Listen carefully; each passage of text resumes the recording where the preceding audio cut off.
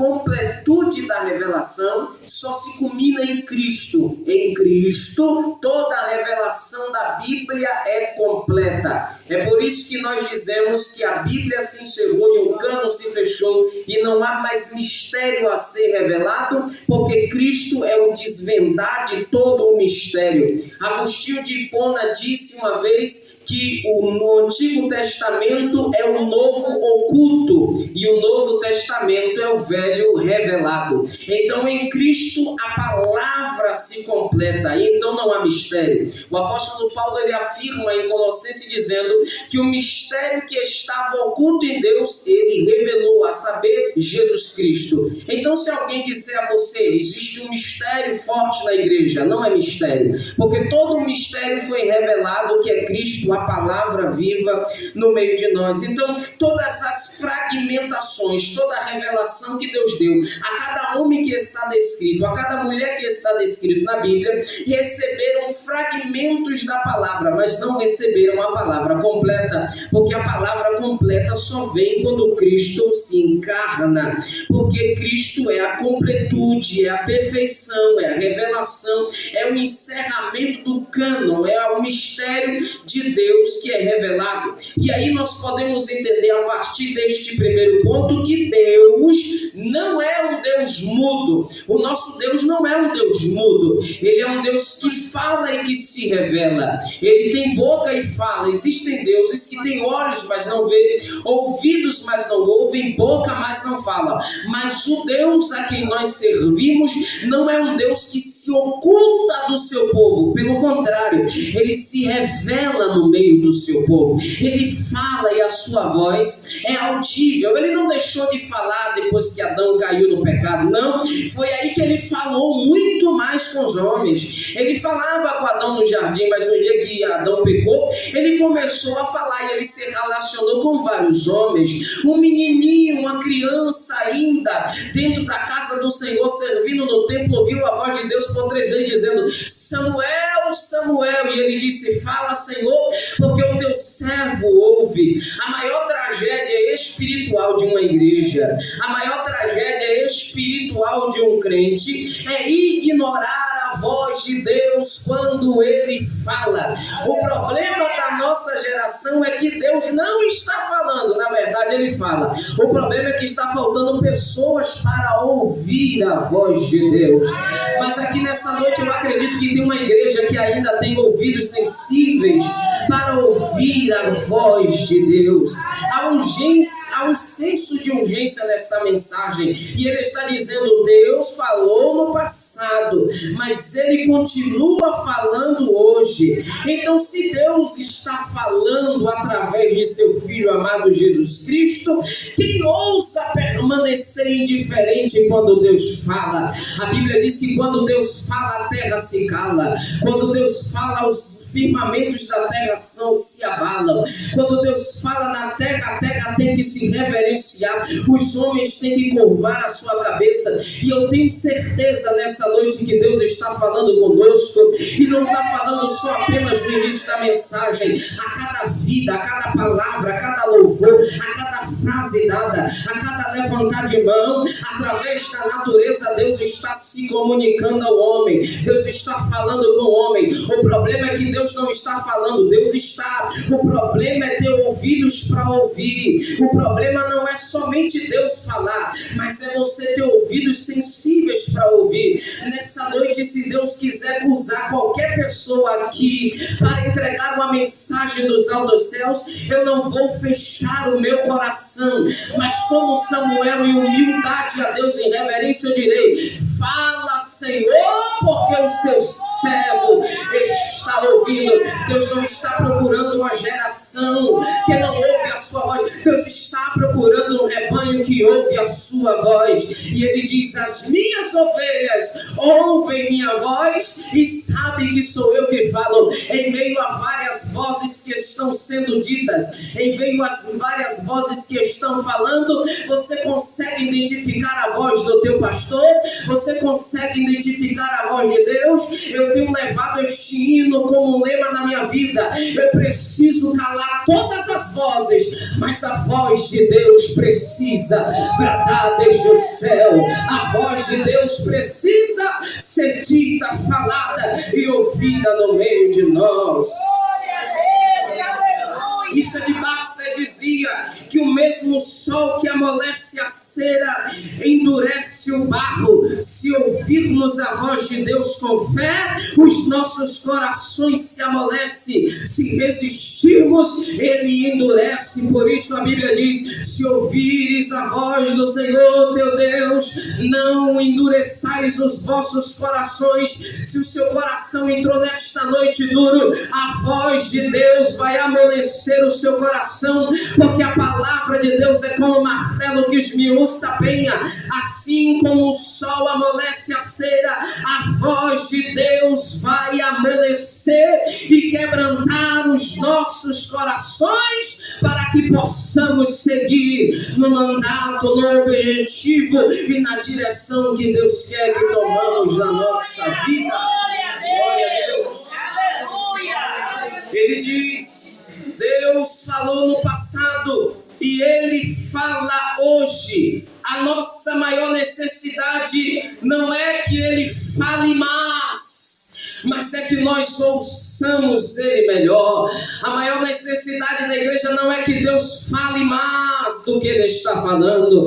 A maior necessidade não é que Deus diga mais do que Ele está dizendo. A necessidade da igreja é ouvir mais o que o Senhor fala, é dar mais ouvido ao que o Senhor fala. Hoje muitas pessoas estão negligenciando a palavra escrita e estão buscando sinais, poder aqui, sinais ali, maravilhas acolá, mas a maior revelação da Bíblia foi dada por Jesus Cristo, que é o seu Filho amado Jesus. Esta é a maior revelação da Bíblia. Não há mistério maior do que a revelação de Cristo Jesus. Não há poder maior na Bíblia do que a revelação de Cristo Jesus. Não há graça maior na Bíblia do que a revelação de Cristo Jesus. Em troca de sinais, se ouvir a palavra de Deus, eu prefiro ouvir a palavra de Deus, porque na palavra de Deus não há contradição, na palavra de Deus não há erro. A palavra de Deus, ela é verdade. A palavra de Deus santifica a igreja, purifica a igreja, transforma a igreja,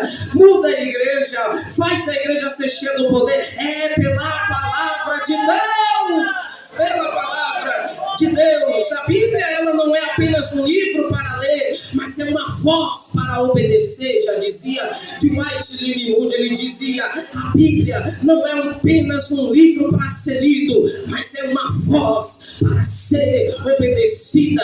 Não leia apenas a Bíblia, mas ouça a voz de Deus que sai pelas páginas, falando no íntimo do seu ser, e obedeça a voz que fala contigo. Seja como Samuel e diga: fale, Senhor, porque o seu servo ouve. E não é apenas aquilo que Deus fala que nós queremos ouvir, que agrada o nosso coração, mas é aquilo que é necessário para a transformação da nossa alma, para a metanoia, porque sem metanoia não há transformação por fora. Primeiro Deus fala o nosso interior, transforma o nosso interior, para que depois a transformação seja visível por fora. Porém, há mais uma coisa que o comentarista ou escritor desta carta enfatiza para nós. Ele diz: nestes últimos dias falou-nos pelo seu Filho, a saber, Jesus, a quem constituiu o herdeiro de todas as coisas, por quem fez também os mundos.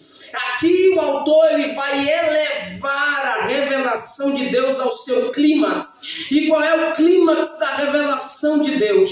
A revelação em Cristo não é apenas maior, mas é a revelação final de Deus aos homens. Ela é plena e definitiva. O texto grego diz literalmente: falou-nos em Filho, como se dissesse, Cristo é a linguagem de Deus, ou como João escreveu no seu capítulo 1, versículo de número 1 ao 3, ele é a palavra viva, e no princípio era o Logos, e o Logos estava com Deus, e o Logos era Deus. Quer ouvir a voz de Deus? Jesus é a voz de Deus. Você quer ouvir a voz de Deus?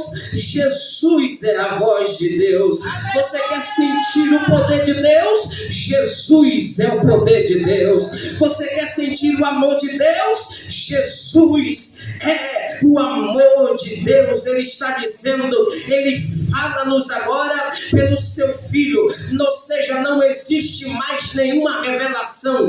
Cristo completa, Cristo encerra, ele fecha, porque tudo se aperfeiçoa nele, tudo converge para ele, tudo traz poder nele. Ele é a maior e a final revelação de Deus para todo homem. Não há outra instância, não há outro Salvador, não há outro mediador, não há outro que vá morrer e pagar pelos seus pecados.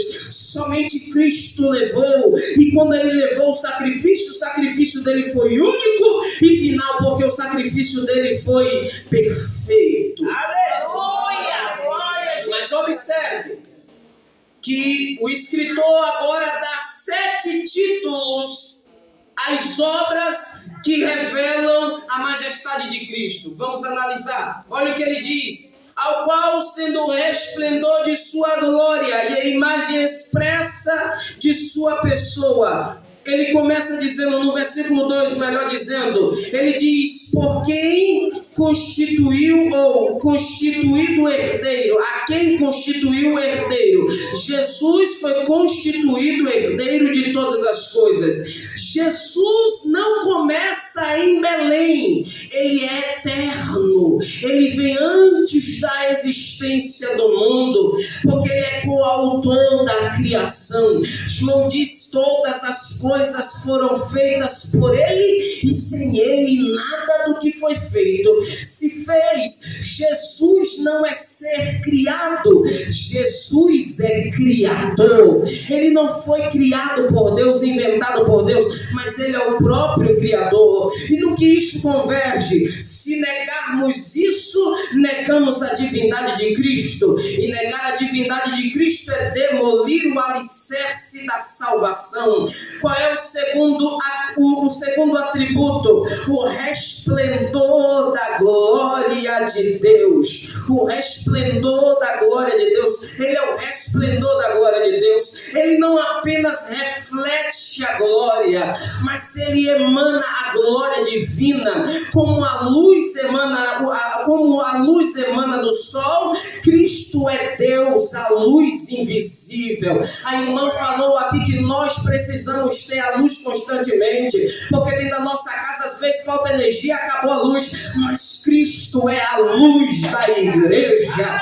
A luz que a igreja reflete é o Cristo que ela carrega. Por isso que a igreja não pode estar em trevas. E Jesus diz, aquele que me segue não andará em trevas, porque ele é a luz da igreja, o brilho no rosto da igreja. Esta luz que está no teu rosto, que revela de quem você é, da onde você é, para onde você vai e de quem você nasceu, é o resplendor da glória de Cristo em nós, que é o resplendor de Cristo, de Deus na imagem de Cristo. Você quer ver a glória de Deus? Você quer sentir a glória de Deus? Você quer ser inundado pela glória de Deus? Então olhe para Cristo e você verá a glória de Deus. Olhe para Cristo e você verá a manifestação da glória do poder de Cristo Jesus. Você verá a manifestação do poder total. Para sentirmos o poder de Deus, não precisamos de um corinho de fogo, um atabaque, um tambor, um timbal, gente correndo. Não precisamos, para ver a glória de Deus, um grande pregador de renome, um grande pregador, um grande cantor que faça uma arruaça para trazer a presença. É só Cristo estar na igreja. Não precisa de celebridade, porque Deus não divide a sua glória para ninguém. Se reconhecermos que Ele é e adorarmos pelaquilo que Ele é, Ele se manifesta e a glória dele é revelada no meio de nós, porque Ele é a glória de Deus. expressa a imagem de sua pessoa, do grego carácter, com o selo que imprime a marca exata.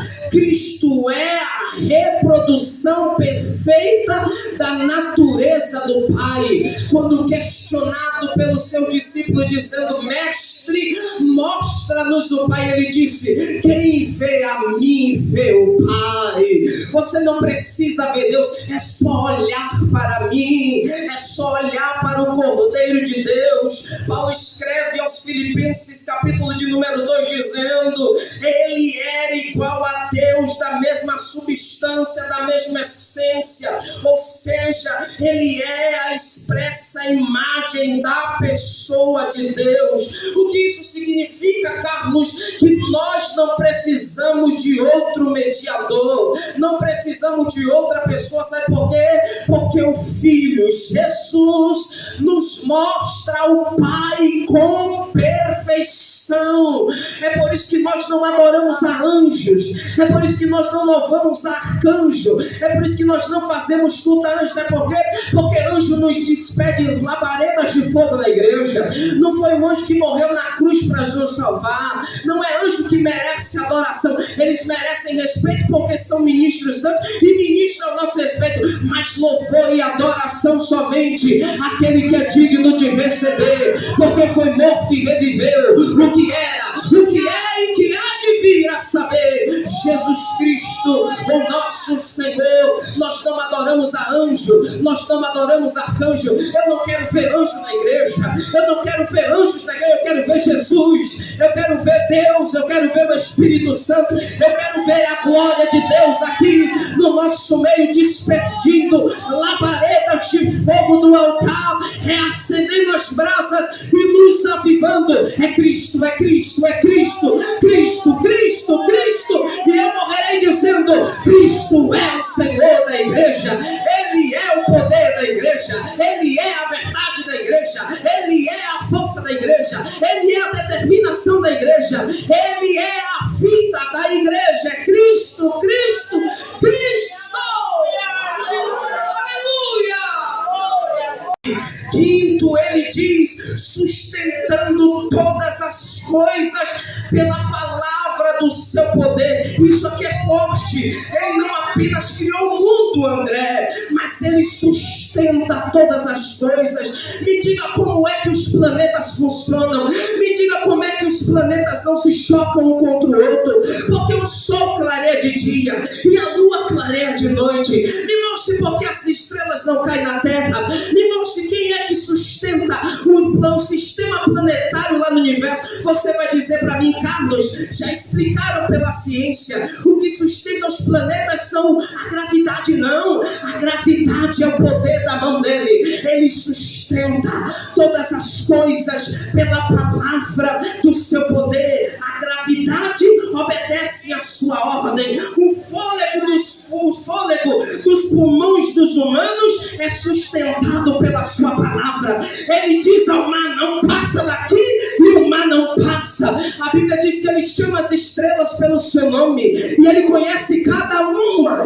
Imagine Deus chamando cada estrela pelo seu nome e cada estrela sabendo o seu nome e responde ao mandado de Deus. A Bíblia diz que Deus mede as águas do mar com a concha das suas mãos. Aí vem um louco achando que pode vencer Deus na blasfêmia, pode achar que vence Deus com o meu irmão. Este Deus não é um velho doente numa cama, não é alguém que está na UTI, estado terminal. Ele é poderoso no céu, poderoso na terra, poderoso no inferno, poderoso eternamente, porque ele sustenta todas as coisas pela palavra do seu poder. Ele sustenta tudo e ele está te sustentando. Ele está sustentando essa igreja com toda dificuldade. Ele está te sustentando, pastor. Ele está te sustentando, obreiros. Ele está te sustentando, mulheres de oração. Ele sustenta a igreja pela palavra do seu poder. Aleluia! O fôlego dos nossos pulmões são sustentados pelo poder da sua palavra. O diabo pode rondar a sua vida, o diabo pode cercar a sua vida e lançar diversas enfermidades, mas se a palavra do poder não sair da boca, você vai viver, vai pegar Covid, vai pegar todo tipo de doença e não vai morrer, porque a palavra é sustentada pelo seu poder. Deixa eu te dizer uma coisa: se você não deu glória a Deus até aqui, eu vou te fazer dar. No dia que Satanás disse, acabarei com a vida de Jó, ele disse, acaba não, meu filho, porque só eu tenho poder. Se eu não der liberalidade, você não toca nele. Deixa eu te dizer uma coisa: a palavra do poder de Deus para a igreja é: avancem, vão em frente, porque eu estou sustentando a minha igreja na terra. E não é poder político, não é leis feitas por homem, nem tampouco o inferno. Eu, Senhor, comprei a igreja e sustento ela pela força do meu poder.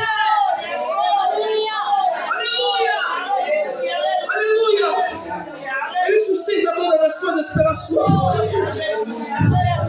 Ele diz: ao amar você não vai ultrapassar o limite, o mal não ultrapassa. Ele segura os ventos com a sua mão. Oh, glória a Deus. Me diga quem é mais poderoso que Deus. A Bíblia diz que ele retém o vento com a palma da sua mão. E você está tremendo diante da ameaça de Satanás. Mais forte é o que está conosco do que o que está com ele. Davi disse: uns confiam em carros e outros em cavalos, mas nós faremos menção do nome de Jesus. Os homens se curvam e caem, mas nós estamos de pé pelo poder da sua palavra.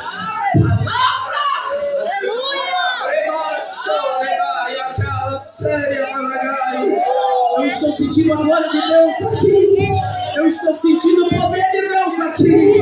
Ele está sustentando tua alma cansada. Ele está sustentando a tua vida. Ele está sustentando o teu sentimento. Está sustentando a tua casa. Está sustentando você. Ele está te sustentando. Biribeira não fechou, porque ele está sustentando com o poder da sua palavra. É com o poder da sua. Ele sustenta todas as coisas pelo poder da sua palavra.